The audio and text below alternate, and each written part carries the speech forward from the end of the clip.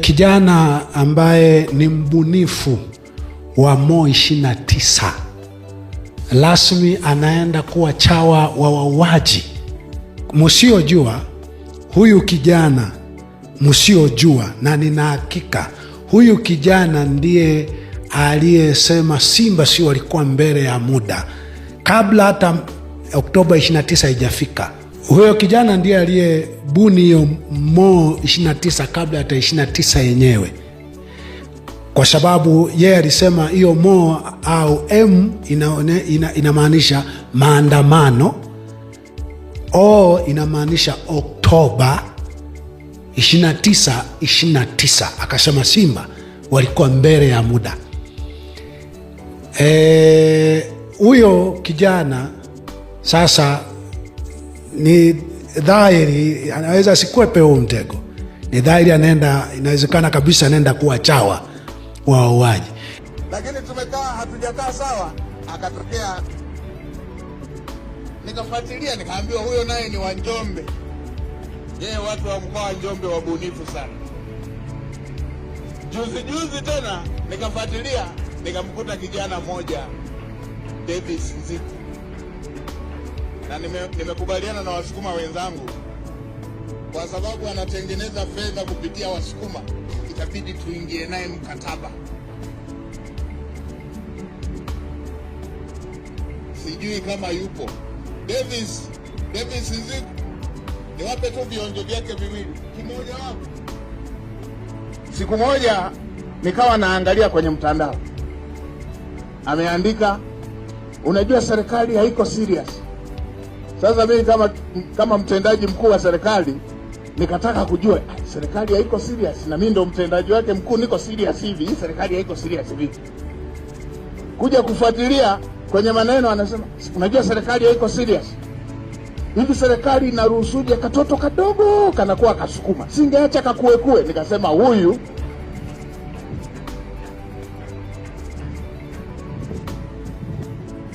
majuzi nikamsikia tena anasema, yani mimi ninunue iPhone alafu nimpigie Msukuma aongee Kisukuma kwenye iPhone yangu. Nikasema huyu itabidi aingie nasi mkataba. Niliyoambiwa ni wa mitaa hii hajafika.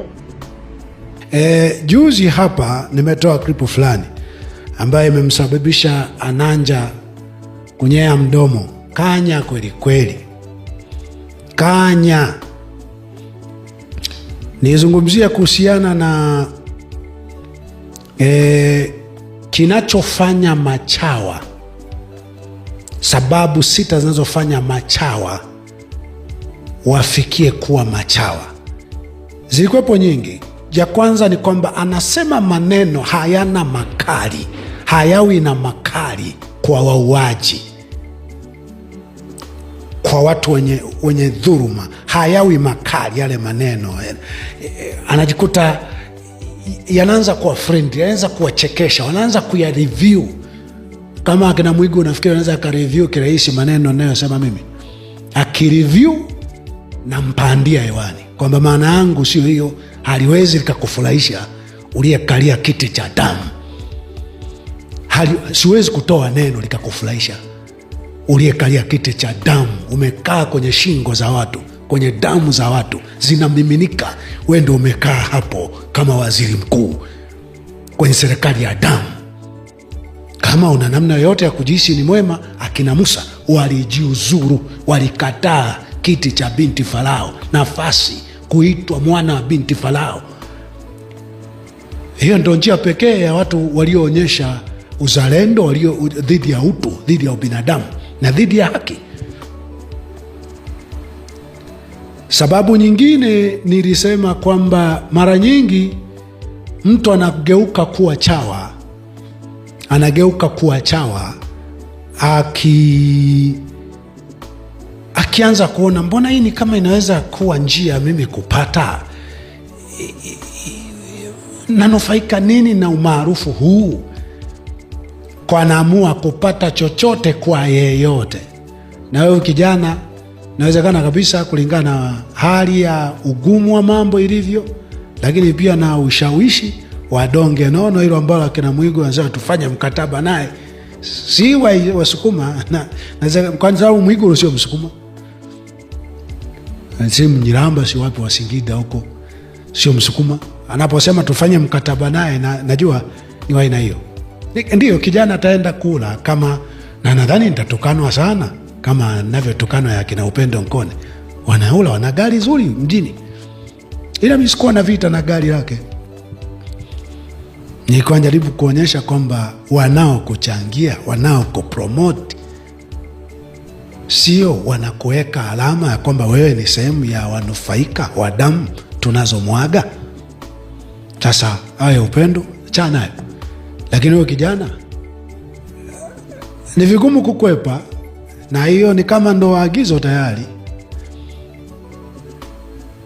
Kwa vyote vile tukamuona kwenye comedy ambazo zinafanya wauaji waonekane wamefanya kazi nzuri na kubwa kumwaga damu za watu wasio na hatia.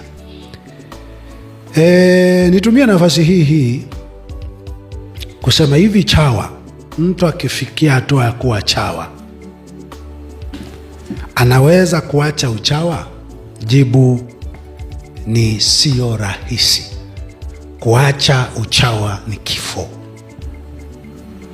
Kuingia kwenye uchawa ni sherehe. Kunakuwa na namna nyingi ya mapochopocho na ulaji, lakini katika mali inayouma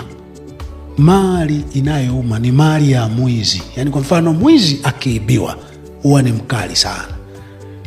Mara nyingi anapiga sana mwizi aliyemwibia kwamba hii hela unayoiba ilipatikana kwa hatari, kwa ukatili mbaya, ukaniibia wewe. Mwizi ni mkali sana kuibiwa. Mwizi ni mkali sana kuibiwa. Mwizi ni mkali sana kuibiwa. Mwizi. Kwa hiyo hawa machawa, hawa wafuga chawa, wazalisha chawa, wakikuzalisha kwa pesa nyingi, wakakupa nyingi, wasifie, useme hiki, useme hiki, na ukafika mahala ukaona no, inatakiwa niache, hicho ni kifo. Nisome kwa mujibu wa Biblia, afu baadaye nikuonyeshe baadhi ya machawa waliofanya uchawa na wakataka kuacha uchawa.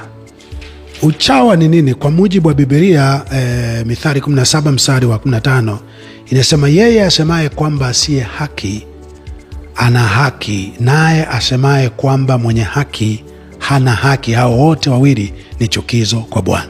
Kazi ya uchawa ni yeyote aliye mwema kumsema mbaya na yeyote aliye mbaya kumsema mwema, kwa sababu ya posho unalolipata kwa mbaya anayekulazimisha umseme kwamba ni mzuri.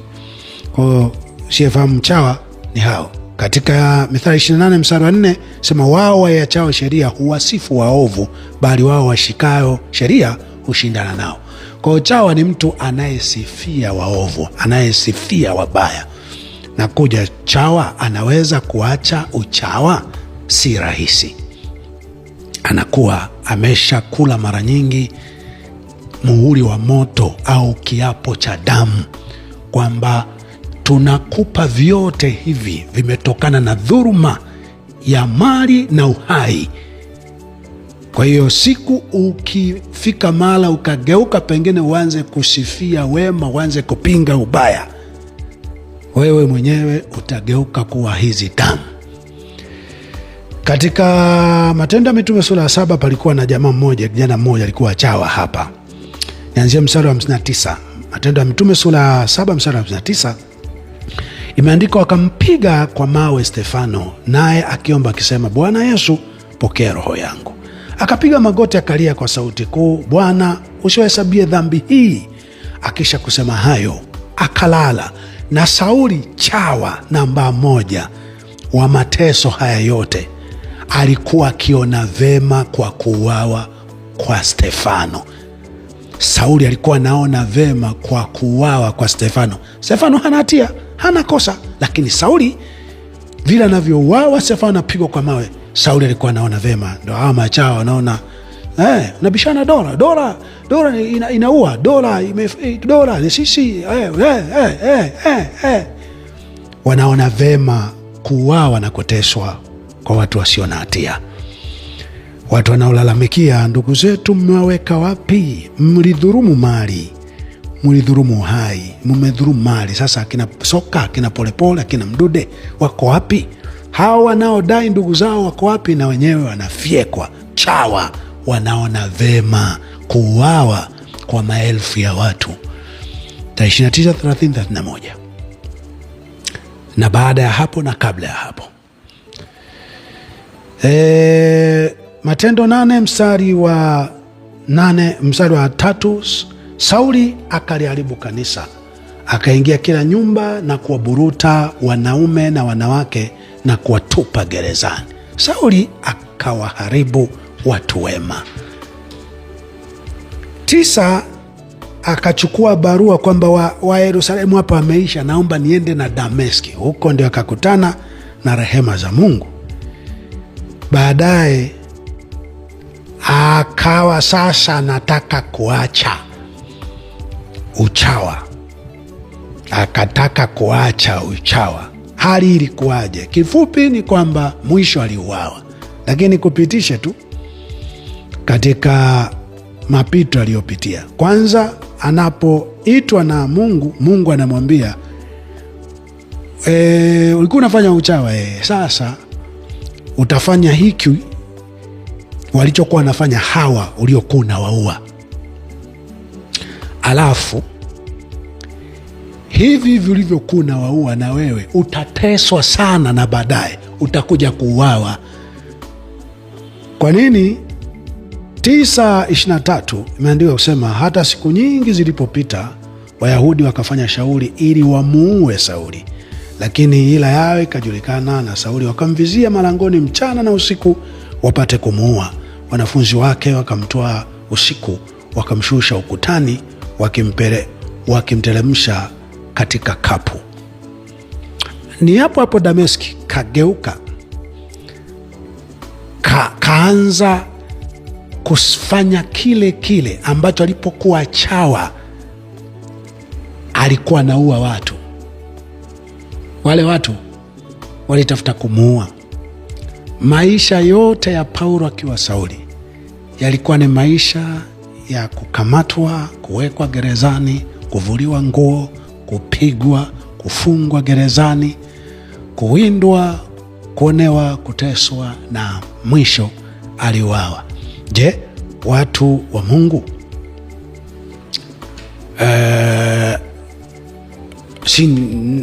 na yeye anauawa? Kwa hiyo kumbe hakuna sababu sasa ya kuwa mwema. Jibu unalo moyoni mwako. Mimi nikwambie tu, unaweza ukafuta kovu la uchawa, lakini utalifuta kwa gharama kubwa. Sauli alilifutaje?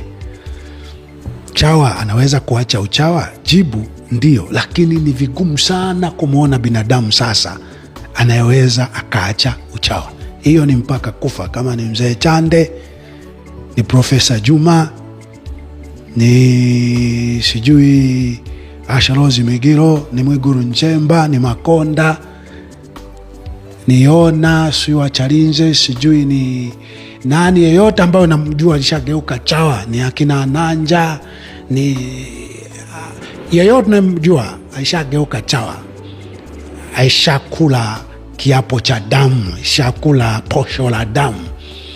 Mara nyingi ni hawezi kuja kuacha, kwa sababu njia ya kuacha katika Wakorinto wa kwanza 15 mstari wa 8, Paulo anasema namna ambayo ilikuja kuonekana sasa mimi sio chawa tena, ni mtu wa Mungu. Ilikuwaje? Sema, na mwisho watu wote alinitokea mimi kama ni mtu aliyezaliwa si wakati wake. Maana mimi ni mdogo katika mitume, nisiyestahili kuitwa mtume, kwa sababu nailiudhi kanisa la Mungu. Lakini kwa neema ya Mungu nimekuwa hivi nilivyo, na neema yake iliyokuwa kwangu ilikuwa si bure, bali nalizidi sana kufanya kazi kupita wao wote, wala si mimi, bali neema ya Mungu pamoja nami. Ukumbuke mpaka nakuwa mtume mmoja, daima alikuwa anaelezea aliyoyatenda. Sio wanaosema kutubu nimalizana na Mungu. Hakunaga kutubu kumalizana na Mungu ikiwa husemi ulimkosea nani, kwa jinsi gani, leta madhara gani. Husemi umeua watu wangapi, kwa sababu zipi, ulitegemea kupata nini, umepata nini, na kile ulichokipata baada ya kuua bado umekishikilia. Nimetubu kwa Mungu. Hakuna kutubu kwa aina hiyo. Ndio maana nakwambia chawa ni vigumu kuacha uchawa. Hawa waliacha ufarisayo ule, ukubwa wa kida ule aliokuwa nao, aliacha, akaanza kusema aliyoyafanya na yalivyoleta madhara, na akawa anasema sasa tofauti na yale, sasa nafanya mengine mara mbili ya aliyokuwa na waua. Ndo akastahili kuitwa mtume au kuonyesha kweli ametubu. Kuna chawa anaweza kufanya hiki? Kuna chawa sembuse tu? Binadamu ambaye hajapitia uchawa ni vigumu kupitia kadhia hii, kupitia mazingira kama. Kuna chawa anaweza kupita hapo kwenye magereza za sasa hivi? Chawa ni vigumu sana kuacha uchawa. Ngoja nikuonyeshe Paulo katika Korinto wa pili 11. Korinto wa pili 11 mstari wa 23. Wao ni wahudumu wa Kristo na nena kiwazimu, mimi ni zaidi. Kwa nini? Kwa sababu kama wao walitaabika, basi mimi katika taabu kuzidi sana, nimewazidi sana kutaabika, kuteswa. Kama waliwahi kufungwa magerezani, mimi nimefungwa kuzidi sana, mara nyingi kuliko wao. Kama wao waliwahi kupigwa, basi mimi mapigo nimepigwa kupita kiasi. Kama wao waliwahi kupita kwenye namna za kuonekana amesha kufa, ameshauawa, basi mimi katika mauti mara nyingi. 24. Kwa Wayahudi mara 5 nalipigwa mapigo 40 kasoro moja, mara 5.